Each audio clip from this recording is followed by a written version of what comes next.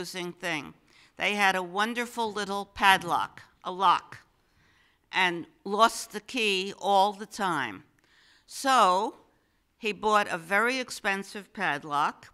He bought a very expensive padlock with a very, very good key.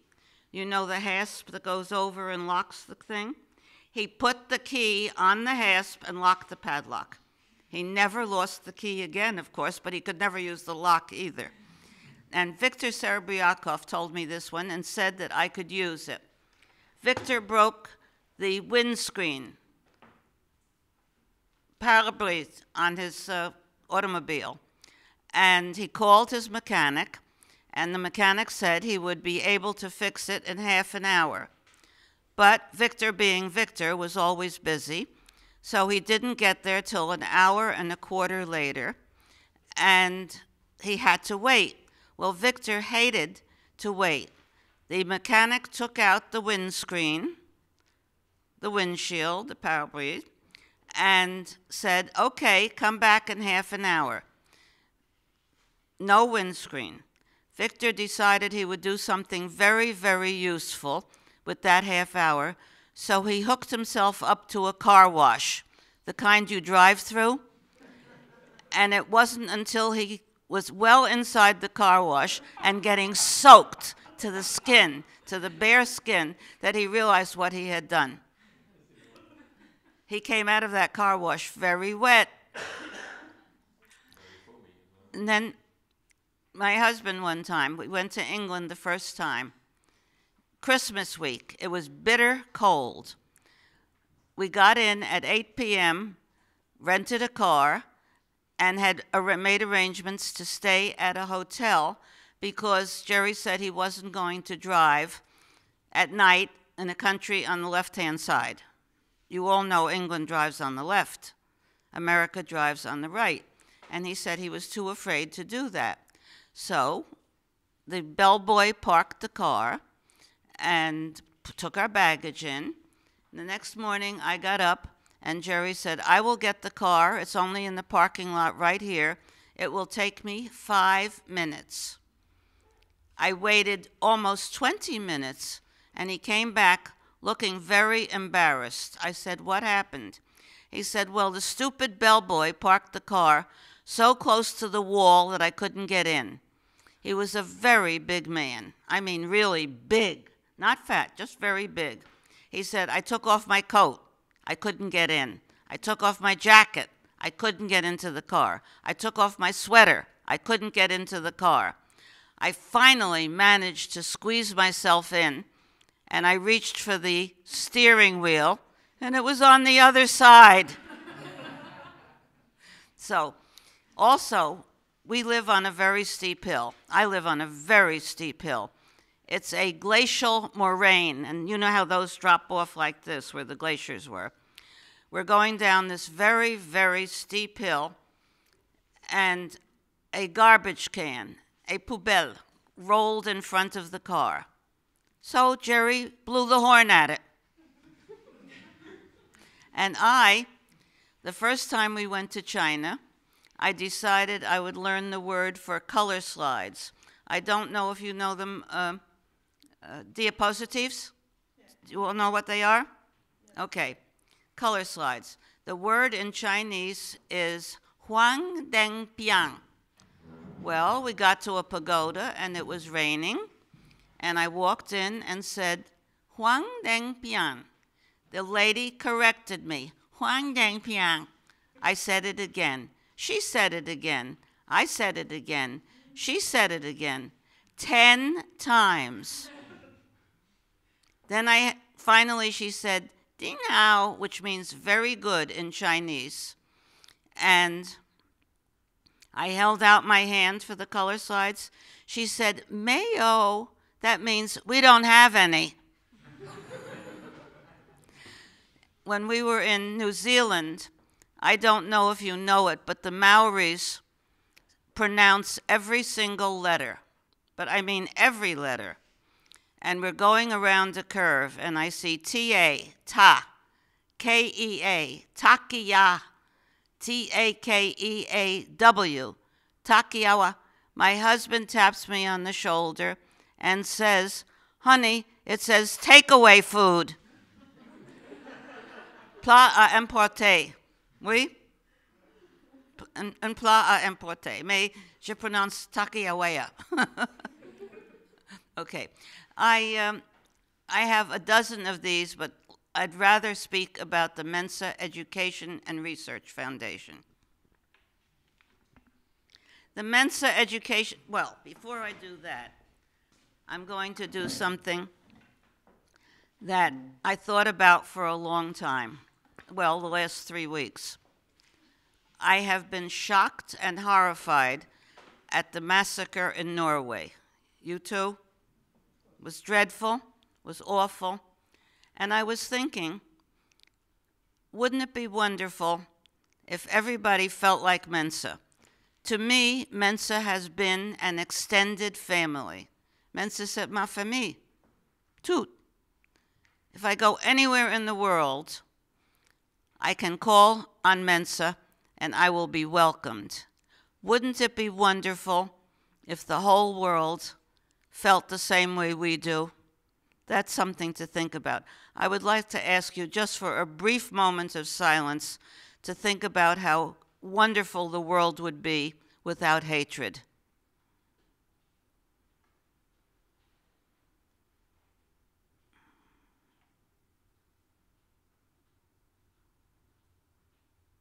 Okay. Bonjour, messieurs, mesdames et messieurs. Buenos dias, señores, señoras. Ich bin glücklich, hier zu sein. And that's about the extent of it. Yes. I'm going to talk about the Mensa Foundation now. The Mensa Foundation was started in 1971. I was a trustee from 1973 until 1997. So I served on the board a long time. I'm going to brag a little. I started the scholarship program, which is still running. Mensa, and as the years went by, the foundation, which started out as an American organization, is now an international organization. We have given awards to many, many non-American Mensans. Let me explain about some of the awards. We give scholarships to American colleges. It has to be a recognized college. We have an accreditation facility. There are several available. If you are going to go to an American college, you can do that without any trouble at all by applying, well, you can apply for the scholarship. Now that a couple of more people have come in, I am going to give you contact information. Anyone want to write this one down? mensafoundation.org. It's very easy. mensafoundation.org or Facebook. You all know Facebook. Okay. mensafoundation.org or Facebook. We give a Copper Black Award. We have had no applicants in the past 2 years.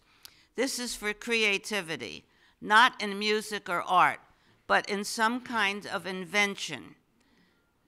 If you have discovered something clever, mechanical, not artistic or musical, but something clever, mechanical, we give a special award for someone who has done that. And it's called the Copper Black Award. Copper Black was a Mensan who left money to the foundation to give exactly that. Then we have a International Achievement Award. I was very happy to be in Cologne at the very first EMAG. We gave, how many of you were in Cologne? In Cologne? Vous étiez en Cologne pour le EMAG? Oui. You should remember we gave an award to a German girl who had worked very hard with the gifted. That award is available every single year, so there is no problem with that. You can apply at mensa.org. They will send you the information. They will send you an application blank. Then there is the Lifetime Achievement Award. That's for a body of work over a lifetime in research, in scientific ability, in something along those lines. You are eligible to apply for that also, or to nominate someone else who has been outstanding for a lifetime, who has done many, many years of work in psychological research.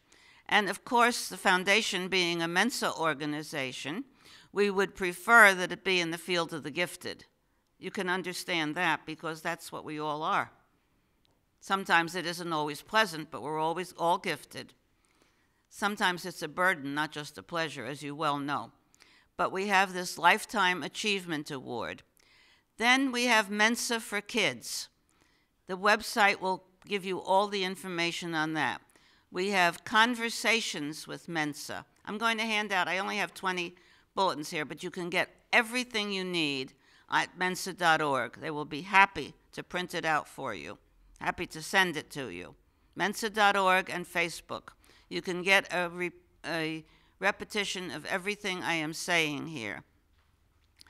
And it's so interesting because the foundation has grown. When I first joined it, all we were doing was recognizing people for something they had done that year. Now we have an international scholarship, American scholarships, awards for excellence, and most important of all, I think, is we publish a research journal. We publish the Mensa Education Foundation Research Journal, and it's a wonderful magazine. Each magazine contains at least 7 or 8 articles about the gifted. They all have a theme: the gifted at work, the gifted in school. Unfortunately, addiction and alcoholism among the gifted. I was sorry about that one, but it does exist. Each edition has this special theme, and you can find out how to subscribe to it by doing mensa.org or doing Facebook. In Sweden, any member who wants to get it can get it. Anybody here from Sweden? As you know, you can get the magazine by asking your national committee for that. So we have all of these wonderful things going on. I am so happy to be a sort of a roving ambassador for the Mensa Education and Research Foundation.